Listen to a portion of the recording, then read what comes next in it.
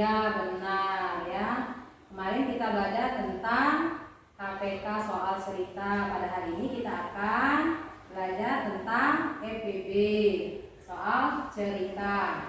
Adapun tujuan pembelajaran hari ini adalah melalui video yang Ibu akan bagikan, peserta didik dapat membandingkan antara penyelesaian masalah yang berkaitan dengan EPB dan KPK dengan teliti dan cepat. Dan melalui video juga peserta didik dapat mengidentifikasi ciri-ciri dan penyelesaian masalah yang berkaitan dengan penggunaan EPB dan KPK.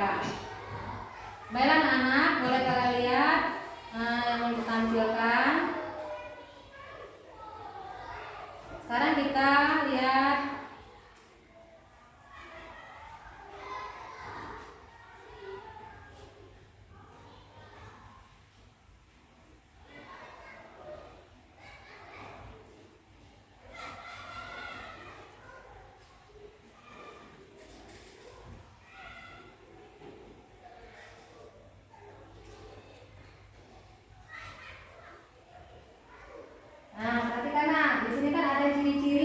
cerita ya.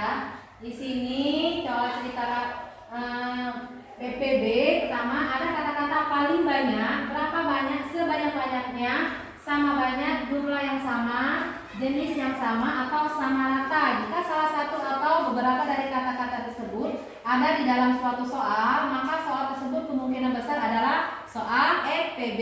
Ya, benar nak ya. Kedua, nilai angka pada pilihan jawaban lebih kecil sedikit dari bilangan yang ada pada soal. Jadi pada soal pilihan ganda, misalnya jika pada soal yang dicari-cari adalah EPB, adalah 24 dan 32, maka tidak mungkin jawabannya lebih besar dari 24. Sehingga jika semua pilihan jawaban pada soal pilihan ganda nilai bilangannya lebih kecil daripada soal, maka kemungkinan itu adalah soal EPB. Bagaimana nak? Ngerti?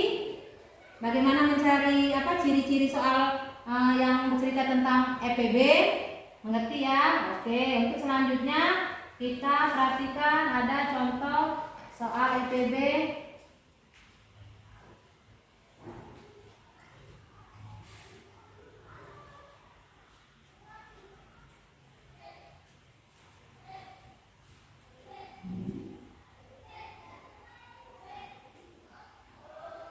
Nah, perhatikan nak. Di sini kan ada contoh soal EPB ya. Bu Sulanti mempunyai 56 permen, 40 kue dan 24 roti. Makan tersebut akan dibagikan kepada beberapa anak di lingkungan rumahnya. Jika setiap anak mendapat bagian yang sama banyak, berapa jumlah anak yang mendapat makanan tersebut paling banyak? Lihat ya, paling banyak. Berarti soal ini berjenis EPB. Benar. Berapa makan yang diterima masing-masing anak? Jadi lihat, diketahui 56 permen, 40 kue dan 24 roti. Ditanya EPB, maka kita cari dulu nak pohon faktor dari 56. Lalu kita cari pohon faktor dari 40 lalu 24. Jadi dapatlah EPB dari 56, 40 dan 24 itu 8. Jadi banyak anak yang mendapatkan makanan adalah 8 orang. Jadi banyak permen yang diterima 56 dibagi 8 sama dengan 7. Jadi banyak kue yang diterima ada 5, banyak roti yang diterima ada 3. Paham sampai sini anak-anak? Kalau paham, coba kalian kerjakan soal EPB ini secara berkelompok ya. Nanti Ibu ajari cara mengerjakannya. Sama-sama ya. Kerjakannya ini KPD yang Bu Febi bagikan.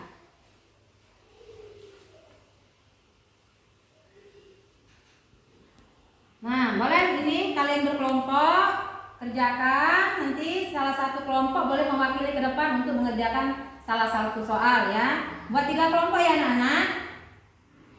Bagaimana? Sudah selesai? Kalau sudah selesai silakan Marepa ke depan. Iya benar ya. Benar tidak anak-anak hasil dari pekerjaan Marepa? Nomor satunya. Ini hasil nomor 1 dari kelompok 1 ya.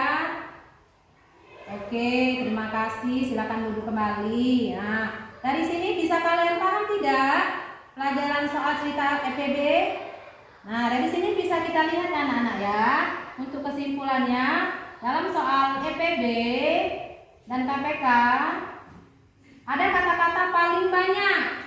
Berapa banyak? Sebanyak-banyaknya sama banyak, jumlah yang sama jenis, yang sama atau sama rata. Jadi jika salah satu atau beberapa dari kata tersebut ada di dalam suatu soal, maka soal tersebut kemungkinan besar adalah EPB.